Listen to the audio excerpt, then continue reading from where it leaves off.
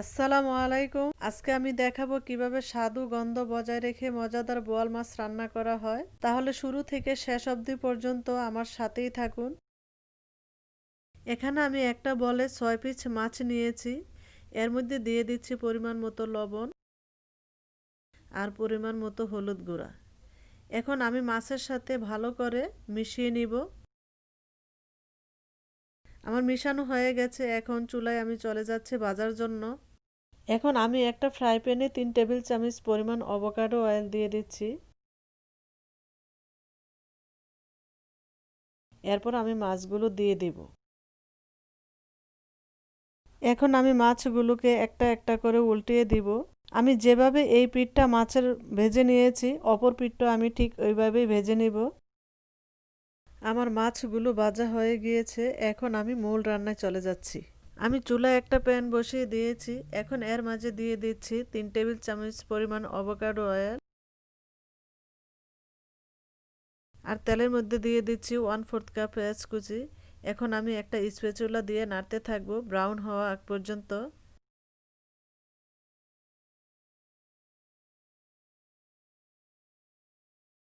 এইভাবে যখন পেঁয়াজ কুচিটা ব্রাউন হয়ে আসবে তখন দিয়ে দিতে হবে ভাজা মাছগুলো। এখন একটু নেড়ে আমি দিয়ে দিব পরিমাণ মতো লবণ আর দিয়ে দিচ্ছি 3 টেবিল চামচ পেঁয়াজ পেস্ট। এখন আমি হালকা একটু নেড়ে দিয়ে দিচ্ছি 1 চা চামচ হলুদ গুঁড়া, 1 টেবিল চামচ মরিচ গুঁড়া, 1 চা চামচ ধনিয়া গুঁড়া আর দিচ্ছি 5-6টি ফালি করা কাঁচামরিচ। আর বাকি কিছু আস্তা কাঁচামরিচ এগুলো আমি রান্না শেষ হওয়ার আগ মুহূর্তে দিয়ে দিব। এখন মশলাগুলো নেড়ে মাছের সাথে মিক্স করে নিয়ে 1 থেকে 2 মিনিটের জন্য কষিয়ে নিব। এই অবস্থায় আমি চুলার heat medium to low heat করে রেখেছি, না হয় শুকনো মশলাগুলো পুড়ে যাবে।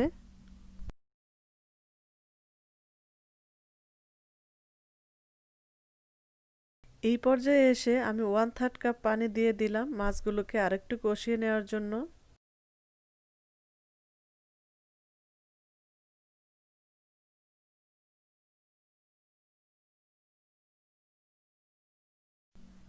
আমি মাছগুলোকে আবারও 5-6 মিনিটের জন্য কষিয়ে নিব। এই পর্যায়ে এসে আমি মাছগুলোকে উল্টিয়ে দিব।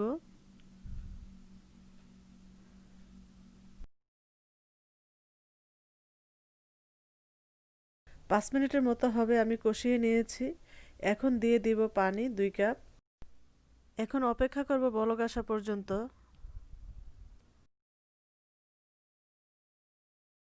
বলক এসে গিয়েছে। এখন আমি চুলাটাকে মিডিয়াম টু লো হিটে 10 থেকে 15 মিনিট রান্না করব।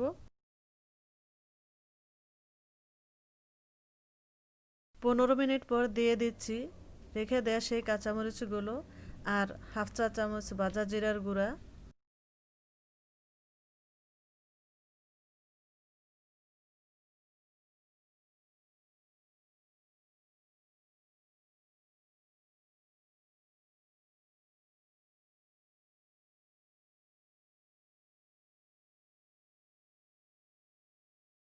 আমার মাছ রান্না অলমোস্ট হয়ে গিয়েছে। এখন ধনিয়া পাতা দিয়ে দিচ্ছি। ধনিয়া পাতা দেওয়ার পর আমি আর জাল করব না, কারণ এতে ধনিয়া পাতাগুলো ওভারকুক হয়ে যাবে। এজন্য ঢেকে দিয়ে দিলাম যাতে পাতাগুলো গরম ভাপে সিদ্ধ হয়ে যায়। এখন পরিবেশনের পালা। বোয়াল মাছের ঝোল এইভাবে রান্না করে খেয়ে দেখেন, আশা করি ভালো লাগবে। আর আমার রেসিপি যদি আপনাদের ভালো লেগে থাকে তাহলে আপনাদের কাছে একটা রিকোয়েস্ট থাকলো আমার চ্যানেল সাবস্ক্রাইব করার। আবারও দেখা হবে কোনো এক রেসিপি নিয়ে। তাহলে সেই পর্যন্ত সবাই ভালো থাকবেন, সুস্থ থাকবেন। আল্লাহ হাফেজ।